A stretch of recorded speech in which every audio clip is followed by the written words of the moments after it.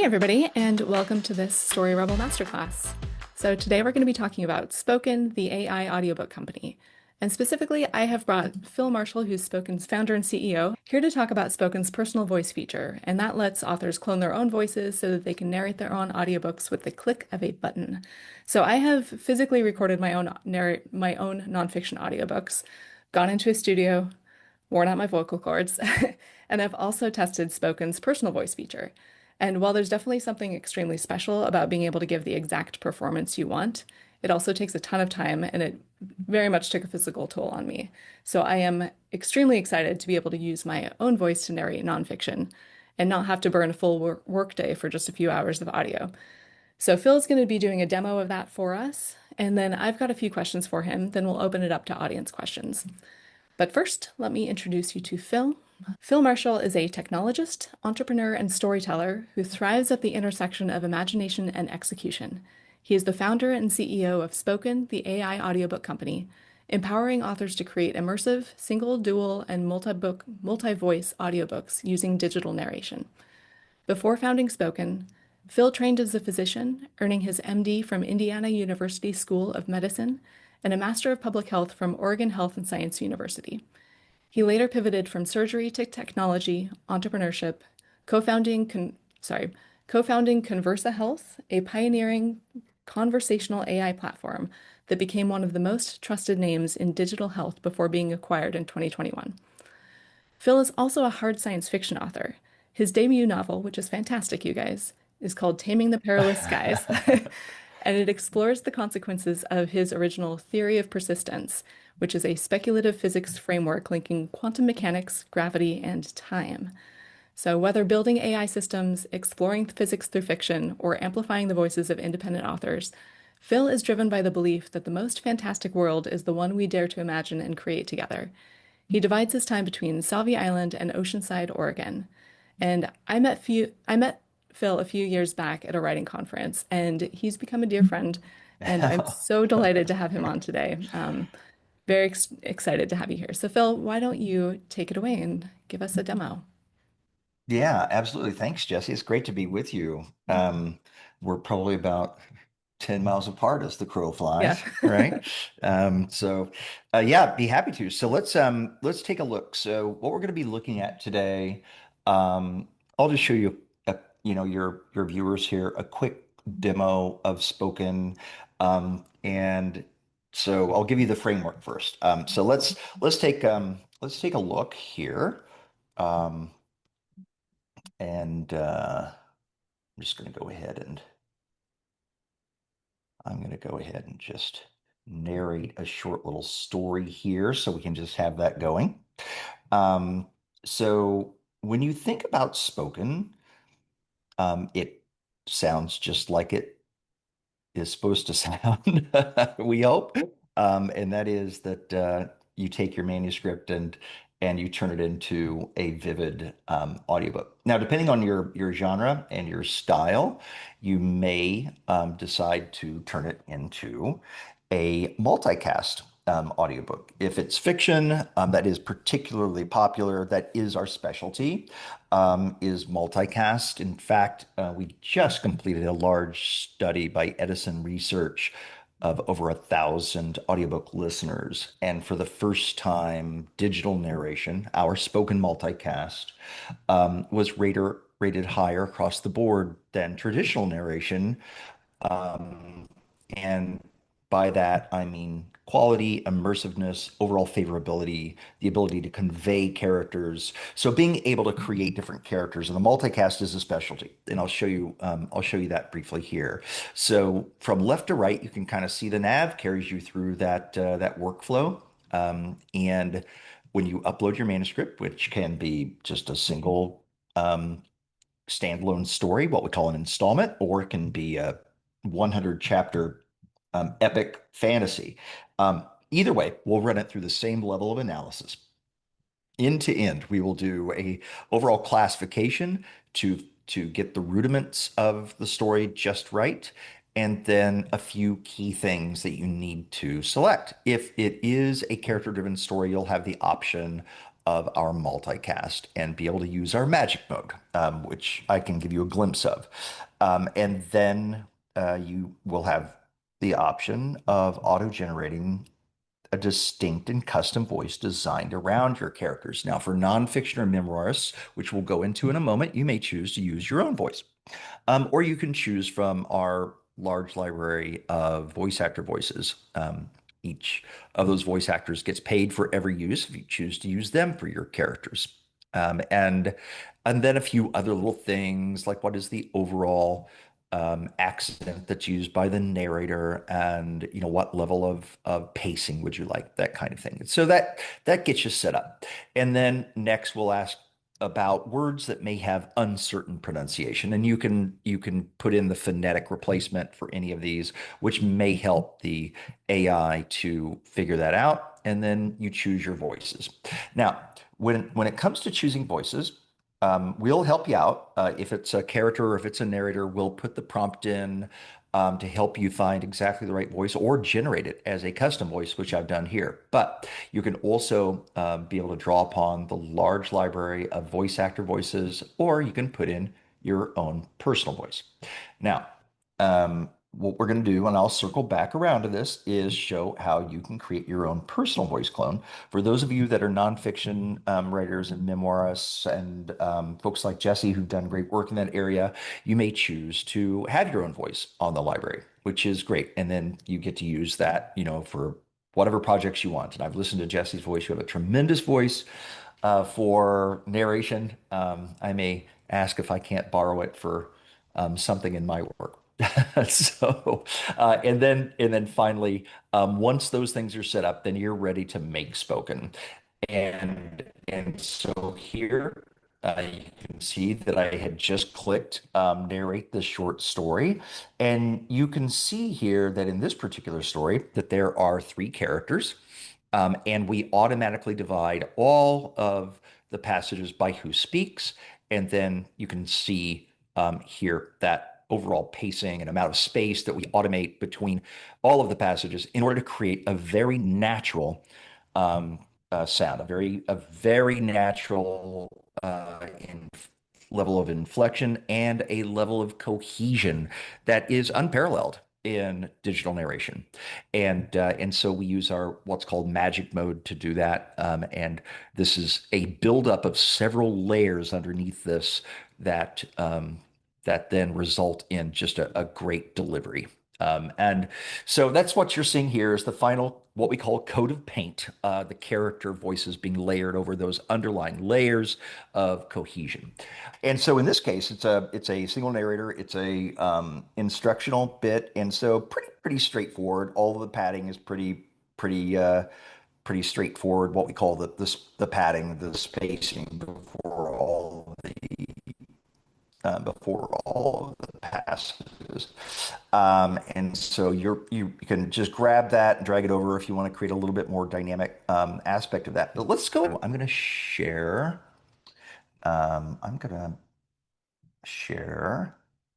particular window, application window. Yes. And you're seeing me on voices now. Yeah. Yep, we got it. Okay. All right. Well, let's take a look at how you can create your own personal voice. Pretty easy. So you can upload a file if you already have a good recording up to 10 megabytes of you speaking. And we do provide some guidance on how to do that. Then that's great. You can upload that, and that's super. Or you can record the audio. And what we do is we provide a little script here.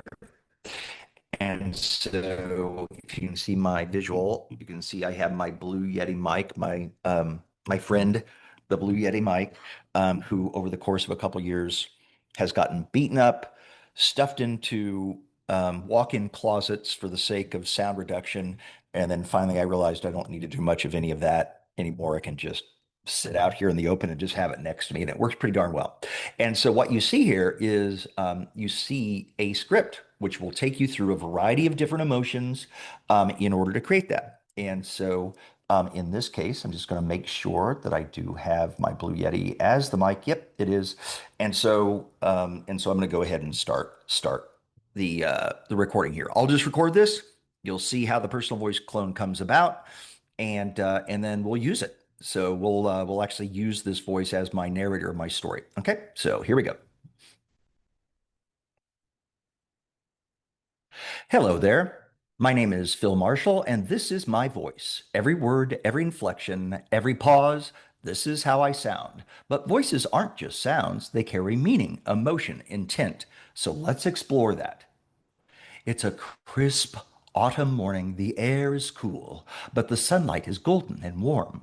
You take a deep breath, and for a moment, just a moment, you realize you're doing an interview using a little story that you wrote that is really super boring. But not everything stays that way. Sometimes life throws you into chaos. You fight, you struggle, you push forward because giving up, that's never an option. And then suddenly you win. You did it. The rush, the thrill, the absolute joy of the moment, it's like lightning in your veins. Unbelievable. And yet, victory is fleeting. The world keeps moving, a quiet moment arrives, and you find yourself thinking, what comes next? Maybe something unexpected. A little adventure, perhaps. A story. Life's more fun with a surprise or two, don't you think? Or maybe, just maybe it's about connection, about understanding, about listening. Because in the end, isn't that what we all want? A story written by Phil Marshall that you read that's really super boring? And so this is my voice. I can tell stories. It can whisper secrets. It can shout to the stars. But most of all, it is uniquely mine. All right. So I don't now what we're know. going to do is, I don't know if I did such a great performance when I did my sample. I was not quite, I didn't give quite the range you did, so that was excellent. Thank you, Phil. well, if you're not narrating fiction, that's probably okay. Yeah, And that's fair. so yeah. So I've got a lot of character stuff that has to be done. So I'm going to go ahead and confirm that now. And so it is now actively cloning. It's putting that on the library. It's going to establish that as your personal voice. And then you can go back, you can manage, you can delete, you can change it. Okay. So now let's go on and now let's change to my voice for the narrator. Okay. So I'm going to choose my personal voice. Select this voice. Okay. And you can see there it says my personal voice. And you can change this narrator, narration by Phil. Okay. All right. And then manage passages.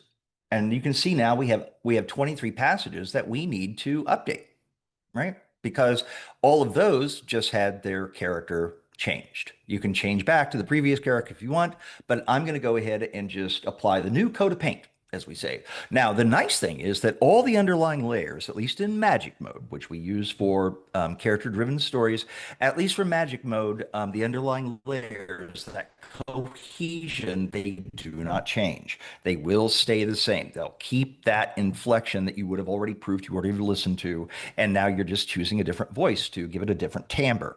And so hopefully that makes sense. And then there you go. Then you'll have it, and we can take a listen to that. But Jesse, any questions that kind of pop up there that you think your viewers would have as we walk through this process?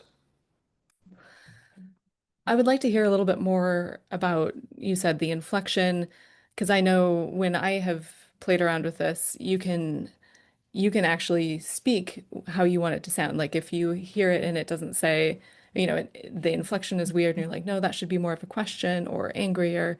You can then record how you want the line to sound, and the narration will follow that, or at least that's what it's supposed to do. For some reason, I always felt like it was just making fun of me whenever I like it would repeat it back, but it's been a minute No, since I no, the tried that speak it. You're feature, talking so about Speak It.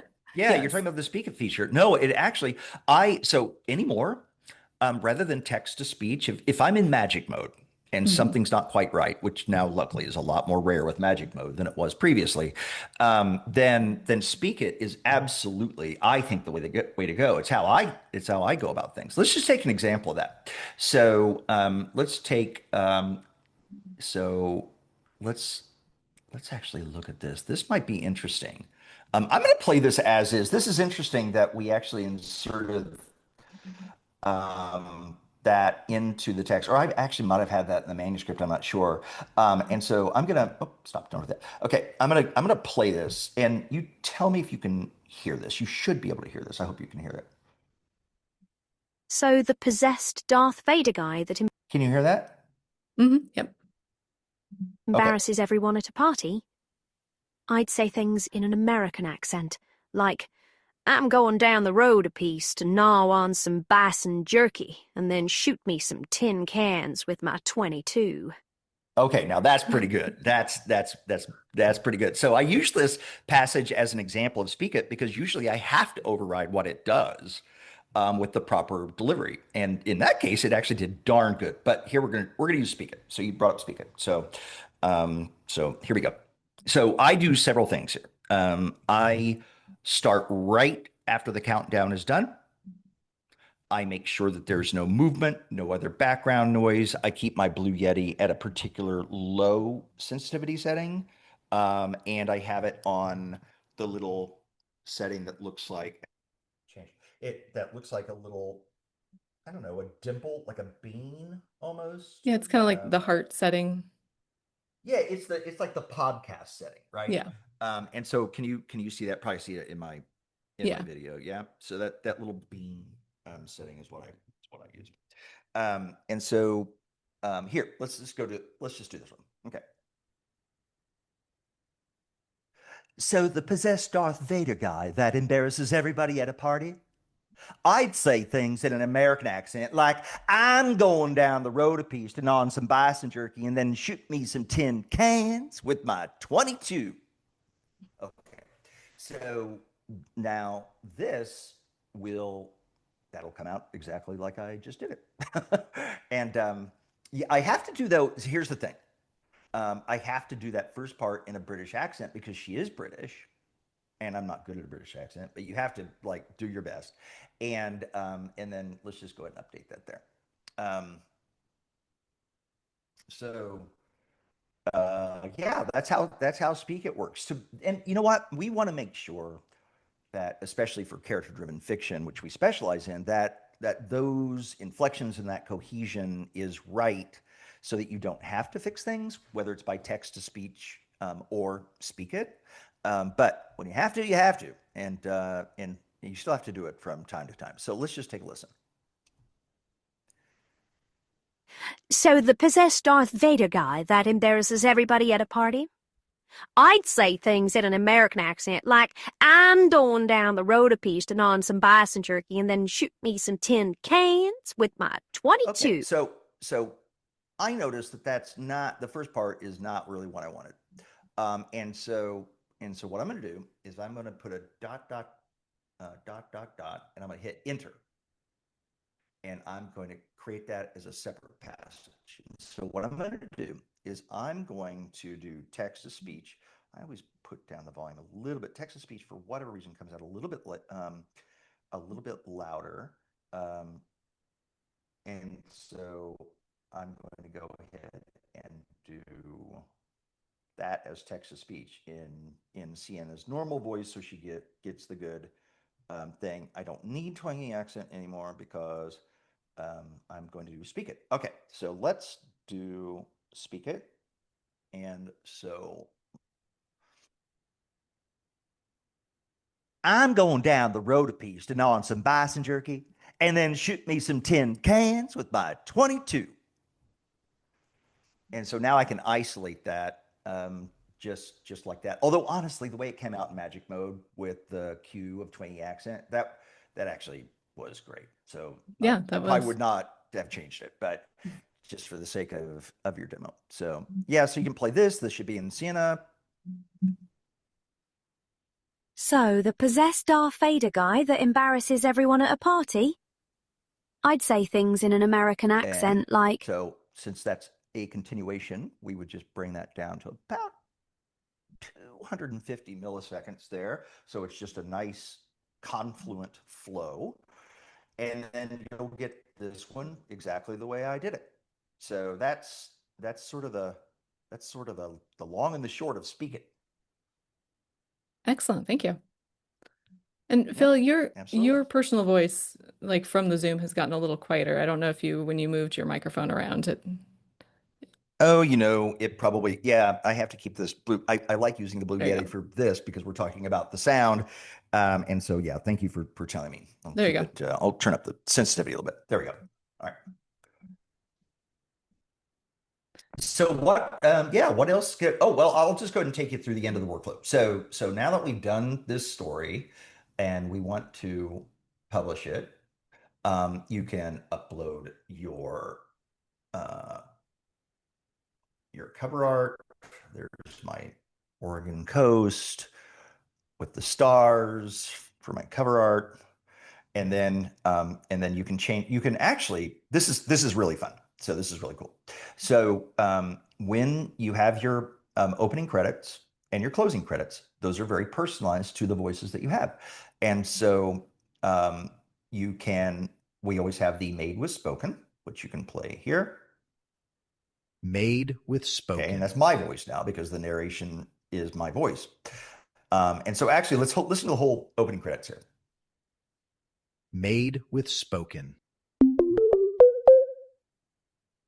Welcome to the Audioverse by Philip Marshall. Digital narration performed by multiple digital voices. Okay, and so I didn't like, there was a little click on that one, so I'm going to regenerate that one and re-listen to this.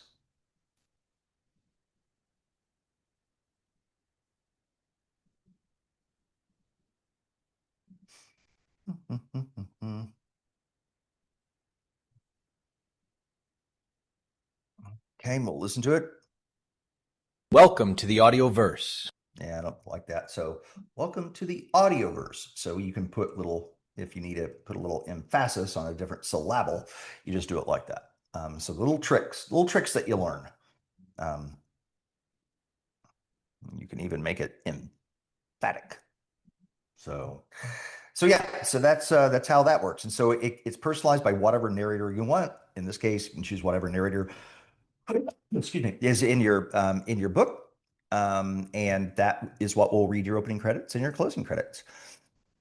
And then we'll produce your retail sample automatically. And then when you are ready to go and ready to publish, you just click that right there, and we'll stitch that entire work together so that it is compliant with ACX standards with regard to sound leveling and noise reduction and all the different things that need to pass quality control, whether it's by Spotify or Voices by an Audio or Authors Republic or what have you.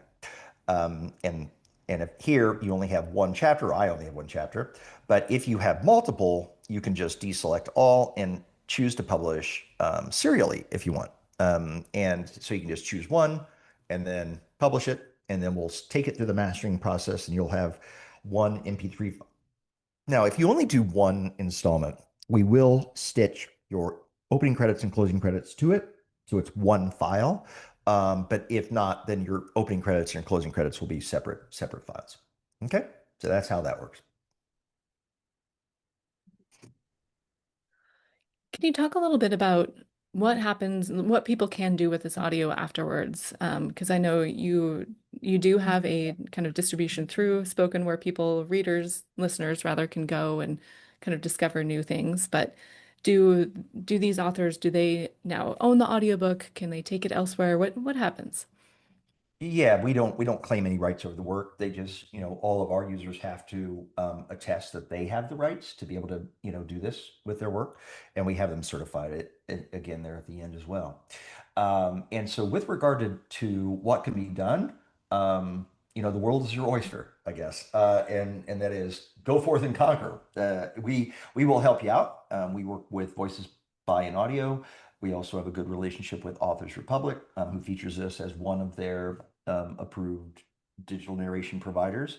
And so increasingly the doors are open, whether it's Spotify for authors or all of the other distribution endpoints of Kobo and others are opening up quickly. I won't mention any names, but there aren't going to be many closed doors. Let's put it that way soon. So yeah, Yeah, because that had been an issue initially, right? With AI narrated audio, a lot of the platforms weren't accepting it, but now most of them are.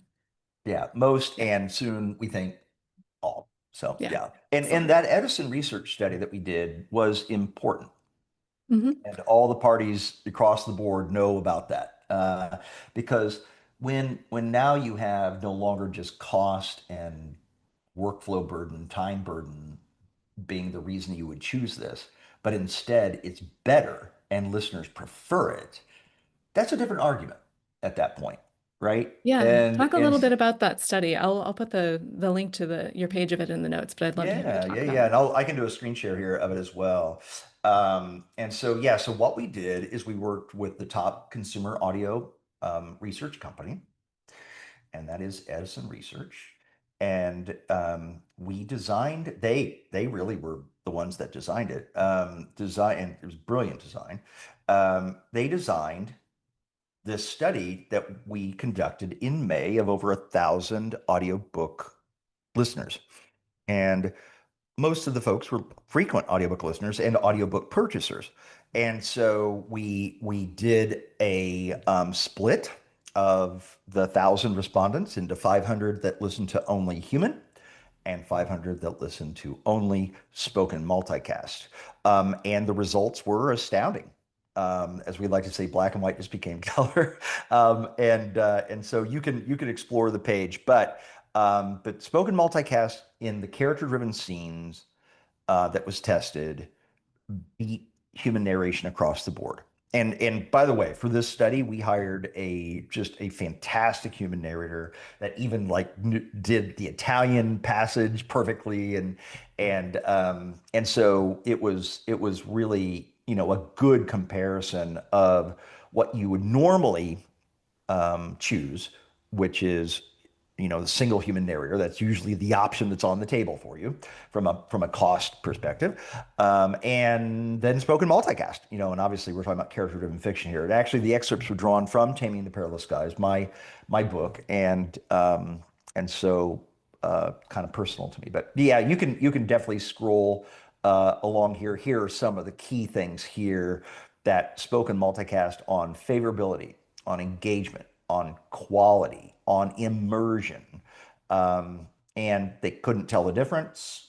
They were equally likely to buy between the human group and the spoken multicast. And this is after listeners knew it was AI. This isn't something that they were tricked into and they were like, oh, no. After they learned it was AI, they were just as likely to purchase the book. By the way, I need to find these folks because I want to sell them my book.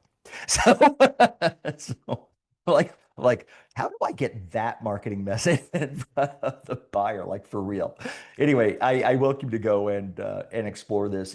And you can listen to the actual samples here, which are really fun. I mean, this is kind of a centerpiece. This scene is the centerpiece from a plot perspective to the entire work. And while there is a little bit of spoiler risk there, it's not so much that I worry about having it out there. So yeah. Anyway, so that was the Edison study. Yeah, that is, I mean, that's super exciting um, to see that research. So I'm glad you guys did that and very cool results. Yeah. Yeah. I wanted to ask you a little bit about so most of the audience for this series is nonfiction authors, a lot of kind of entrepreneurs, Hmm. course creators, people like that. And so, one of the use cases that I can see beyond just, doing a nonfiction book that you've done with your own voice, making your courses more accessible. If you have written content, you can do recordings of it. You can make your blog posts more accessible. You can make lead magnets more accessible that way. So I just wanted to ask you a little bit more about maybe other use cases for that personal voice for nonfiction authors. And then maybe if you had any thoughts on using the multicast for nonfiction authors, if there would be use cases for that. I'm sure I can think of some. Yeah, sure. Can we just go try that? Yeah. Give a go on that? Yeah, well, I think you've seen how you can do your own voice and how you can use that for your work. We we're not super fancy on the nonfiction non-magic mode material. We use voices that are very inflective. They're going to give great delivery. Um, you can vary your padding and spacing to make it a little bit more dynamic. We'll do some of that, in the near future, but right now, pretty straightforward. And each of your passages is by paragraphs. So it's pretty pretty basic.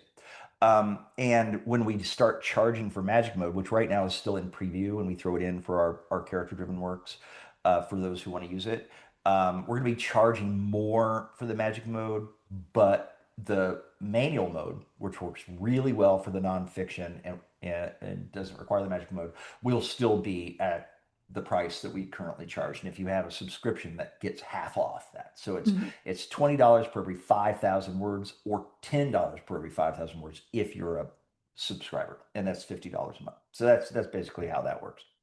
As far as using, I would say creating supplemental sort of I would say engaging material around courses. Um, you know, I went to medical school and I was trained in surgery, and so somebody who I met at the IBPA conference. It was here in Portland, the Book Publishers Association, Independent Book Publishers Association. They made textbooks for medical students. And so my mind went wild with these sort of supplemental cases or exchanges between professor and student. Of course, I would make it dramatic and he takes his surgical glove off and slaps the student and says, "It is not a thinker's diverticulum."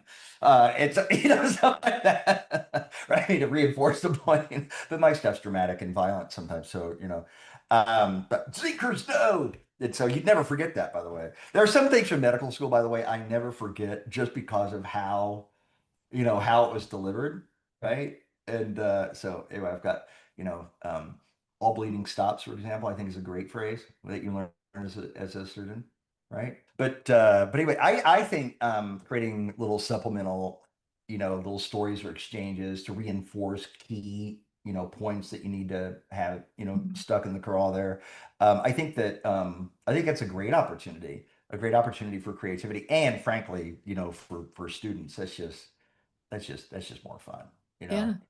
Yeah. You mentioned the cost, and I wanted to highlight your pay when perfect ideas. Ah, So talk a little bit about that because people can go in and try this and not have to pay a cent until it's actually done. every single one of our users. Yeah, yeah, absolutely. You don't pay a dime. Well, you can do the subscription, Mhm. certainly, and maybe you'll choose to do that after you do some of the narration. You're like, ooh, it's really good. I want to use this for, several works, and so it makes sense for you to have a subscription. But yeah, we don't charge until you hit that publish. You've heard it. You're ready to stitch it. You're ready to distribute it. And that's when we charge. Yeah. Stripe integrate, just the normal stuff. Yeah. Mhm. Yeah, I just think that's such a great model because you can go and test it and you can be like, okay, well, this actually is going to work for me as opposed to having to guess whether or Right. not ahead of Right. time. Yeah. Yeah, it's a risky philosophy because when you have a lot of looky-loos, you have a lot of people testing, you have a lot of people, trying it out, but they never hit that publish button.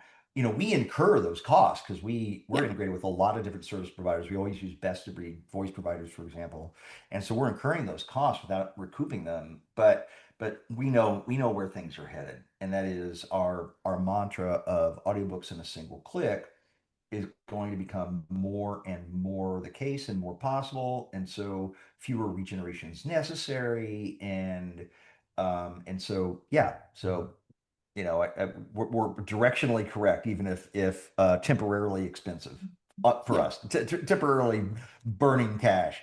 Let's put it that way. Yeah, because when did you found Spoken? It's only been a few years. You've just made such huge progress. Yeah, it hasn't been quite 3 years yet. So in October it will be 3 years, and we pride ourselves in. I'm a product person, and I'm a demanding product person, and I'm a hard driver, and but I think that's been really rewarding for our users, yes, but also for the team because it's very delivery focused and you get the stuff out there, people then immediately use it, and and it's just rewarding. It's kind of rewarding for everybody to be very delivery oriented, and so yeah, some of the stuff that we've done, like this magic mode stuff, you know, I mm, I mean, I knew what we had to do. We knew what we had to do, and we knew it was not for the faint of heart, and we knew it would be hard, and yet. Um, Now we've got the Edison survey results and stuff that, getting that level of cohesion is very, very hard in manual mode across multiple Mhm. characters. And so, yeah, so we knew what we had to do and we did it. So, Excellent. Well, I want to open up to audience questions, but before that, we did have some that were pre-submitted, mostly around AI and usage, things like, is this copyrightable because, AI generated text isn't necessarily copyrightable? Will my manuscript be used to train things? Just can you tell us a little bit about your AI ethical stance? And you have a great ethical AI statement on your website that I'll point people to in the comments as well. yeah, yeah, there's a whole page devoted to it. And so, the copyright thing, we get that question a lot, but it's actually pretty simple. Your written words, your work you should copyright your work. You should copyright your work. And then for people to use the likeness of your work, which includes your audio, like you can't go and take that and make audio because the likeness to a copyrighted work will prevent that from happening. Now, the fact that it's AI narration is neither here nor there. It's a likeness of the work that you can sue over. And so yeah, copyright your written words. Authors bring their words. That's rule number one. When it comes to just overall ethics, we only work with provider partners like the top voice providers that have consent based training, and we don't send them, or we don't we they cannot use, by contract, they cannot use anything we send to them, whether it's analysis, whether it's narration, whether it's anything else. No partner that we use can take that text and use it for training in any way. So that, yeah, that's important to us. Well, thank you for talking a bit about that. Makeda, did you have any questions? Uh, well, it's not more of a question or it's a revisit of that demo that you did with the pronunciation. So my interest with this is my book is religion-based nonfiction, and I also work with some authors who are similar to me, right? So there's a lot of foreign or Arabic words in there that are not hard to pronounce. So if you could please demo that a little bit to see. And also, if I have a bunch of words in there that I know the average narrator or the average AI would not know how to pronounce, is the tool going to allow me to give it that pronunciation for multiple words or phrases? Yeah, yeah, absolutely. So then that workflow, that very first step after the analysis is what's called lexicon. And so you can replace any identified word that may have uncertain pronunciation with the phonetic replacement, and we'll just do it consistently across the board. When it comes to demoing other languages, because I don't speak other languages, it's a little tough for me. But I will say that I guess I only use four languages in my own book. Like I use Italian, Spanish, English, and I thought, no, maybe that's it. Um, Maybe just those three. And so the voice providers that we choose must be able to do be able to ingest and utilize and correctly deliver across a variety of languages, Arabic included. So I think that go in, give it a try, pay when perfect, right? Free to use, pay when Right. perfect. So no harm, no foul. And see what you think. Let us know. I mean, we are so like US, UK based. We get others certainly. Somebody recently did a big work in German, thought it came out great. But truth is, we want that feedback. We want to know. So let us know. Yeah. Okay. Sounds good. Thank you. And it looks like an awesome tool. Yeah, and I will say the Spoken's team is extremely responsive, and you have a really great team. So Yeah. yeah, if Thanks. you have Yeah. have any questions, they're always there to help. We're real And people. yeah, you are real people. And so the sci-fi this I have put up several of my short stories and they're all science fiction.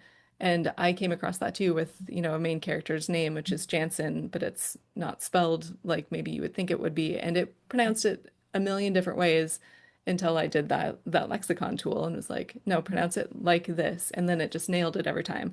So that giving it a Yep. phonetic pronunciation for things, especially strange names in a science fiction book, that worked really well for me. Yeah, I have a daughter of the president whose name is Kavi, just Kavi, and I was just proofing chapter two again. No, what was it? I think it's chapter 15 or 13. Anyway, and it said Covey again, like Kuvi, and I'm like, oh, you did that again. Like it's because I didn't go in lexicon and replace Kavi with Kahvi, which always comes out Kavi, right? Mhm. And I didn't do that, and I regret it. Like every time I'm listening to it, I have to do a speak it replacement, which is fine, but yeah. Another question that somebody submitted earlier was about other people using your personal voice. Is that like when you record your voice, is that yours alone to use? Is that going into a Yeah. database? Like, No, what are the? yours alone to use. No, Okay, it's exclusive. Whether we help you to generate a custom voice for each character or your personal voice. That's all in your custom library, only accessible to you. Now, if you happen to be you think you have a good voice that we might enjoy on the library, and I'm going to say, Jesse, maybe yours should be a candidate there. Then let us know. We'll plug it in and have other people be able to choose from it. well, cool. I'll look into that. I the more that I've gotten in front of cameras and microphones and spoken, the more that I am more comfortable with my voice. As a writer, it took me a while to be like, oh, right, I can say things and it's not weird. Right, But right, yeah. so thank you for saying that. Um, all right, well, if there are no further questions, then I will let everyone go. But Phil, I just thank you so much for taking the time to give us that demo today. I think this is going to be a really cool tool for my audience to check out. And yeah, if you have any other final words of wisdom you'd like to leave us with, now's the time. Um, how just pull the string and let it go and let me know how much time you have, I guess. But as far as words of wisdom goes, I would say that the world's changing quickly and we're there to be a partner in helping you to bring your words to life, and we'll do everything we can to help you prepare for distribution, get it out there in front of the right reader, and we want to make that as painless and easy as possible. And so we'll just continue to do that. And when we don't, you'll let us know and we'll listen. So yeah, that's it. Excellent. Well, thank you so much. I really appreciate your time. My pleasure.